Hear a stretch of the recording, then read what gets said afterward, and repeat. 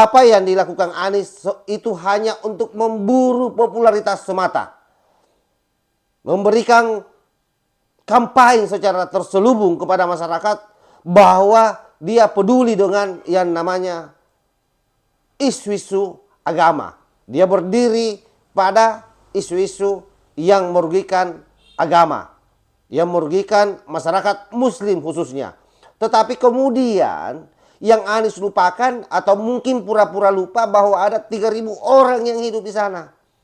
Ketika misalnya 3.000 orang ini dikalikan dengan 3 orang anggota rumah tangga mereka, berarti ada sekitar 9.000-an yang meradang karena kebijakan Anies Baswedan. Yang waras tidak boleh mengalah terhadap mereka, para pencoleng-pencoleng agama yang menjadikan agama sebagai alat politik.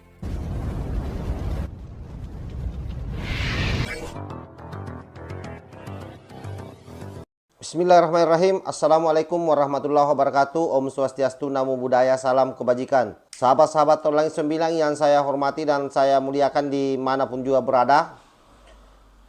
Hal yang luar biasa dilakukan Anies Baswedan ketika mengeluarkan surat penutupan Holy Wings. Dimana kita tahu sendiri bahwa di Holy Wings ini dari sejumlah yang ditutup di Jakarta itu ada sekitar 3.000-an karyawan yang kemudian kehilangan pekerjaannya. Saya kira siapapun akan sepakat bahwa Holy Wings ini terutama di bagian promosinya melakukan pelanggaran di mana membuat umat Islam tersinggung dengan adanya promosi yang dilakukan. Ketika misalnya orang bernama Muhammad atau Maria itu gratis. Tetapi kemudian tidak boleh karena hal itu lalu 3.000 orang harus dikorbankan. Apalagi polisi sudah melakukan kerja cepat memproses orang-orang yang secara langsung terlibat di dalam promosi itu. Karena itu saya kira Anies ini mesti dievaluasi oleh seluruh rakyat Indonesia. Belum jadi presiden, kebijakannya sudah begitu merugikan banyak orang. Apalagi kalau kemudian suatu hari nanti jadi presiden. Kecerdasan netizen saya kira memang dibutuhkan. Edukasi harus tetap dilakukan terus-menerus agar senantiasa dalam memilih kepemimpinan nasional atau pemimpin apapun juga itu mesti melihat latar belakang seseorang. Karena pada prinsipnya latar belakang seseorang itulah yang akan menentukan latar depan. Dalam arti yang sejarah masa lalu yang ditinggalkan oleh Anies Baswedan mulai pada tahun 2017 ketika terpilih menjadi Gubernur DKI Jakarta, saya kira semua tahu bagaimana politik identitas digaungkan di Jakarta. Bahkan mereka tega menjual mayat dan ayat demi untuk kepentingan politiknya. Sehingga sadar atau tidak sadar Anies Baswedan adalah tokoh politik identitas yang saya kira tidak layak ada tempatnya di negara kesatuan Republik Indonesia. Bahwa kemudian ini adalah demokratisasi, saya kira ya. Dan tidak boleh juga Anies dilarang menjadi calon presiden. Tetapi rakyat yang harus cerdas, rakyat yang harus mampu memberikan takaran-takaran terhadap pemimpin-pemimpin kita yang layak yang mana, yang layak yang mana, dan yang tidak layak yang mana. Karena itu konsekuensi dari sebuah negara demokrasi.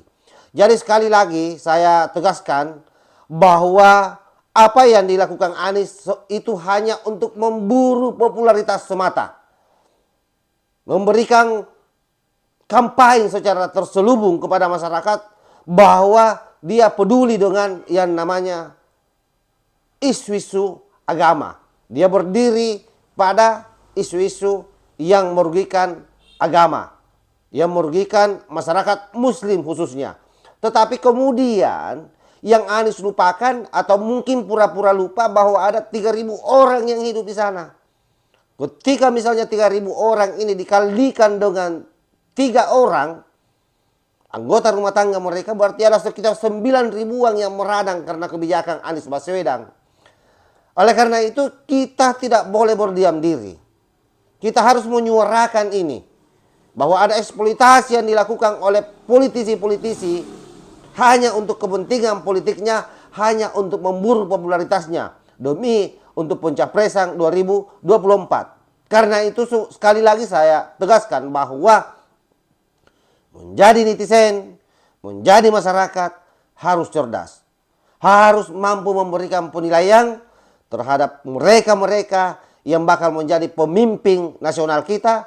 Karena biar bagaimanapun juga negara ini harus tetap kokoh berdiri, negara ini harus tetap kita perjuangkan, rakyat harus tetap sejahtera di dalamnya. Tidak boleh ada orang yang merasa paling benar, yang merasa paling Indonesia, yang bercokol di negeri yang kita sama-sama cintai ini. Karena pada prinsipnya semua orang memiliki hak yang sama mendapatkan penghidupan yang layak di negeri yang kita cintai ini.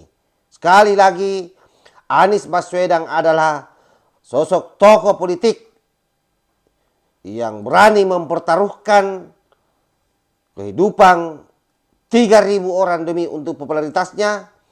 Selain itu, Anies adalah sebagaimana yang telah terjadi pada masa-masa pilkada DKI Jakarta. Semua mata melihat bagaimana bengisnya ketika agama dijadikan sebagai isu politik, membangun opini di masyarakat demi untuk kepentingan keterpilihannya kala itu.